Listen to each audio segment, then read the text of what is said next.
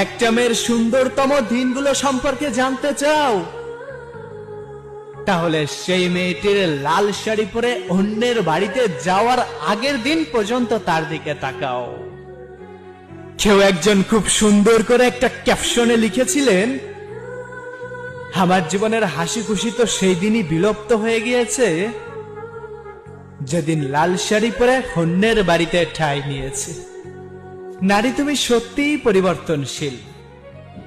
জীবনে 18 বছর কাটানো পরিবার বাবা মাকে ছেড়ে কি সুন্দর করে অন্যের বাবা মাকে আপন করে নিয়েছে।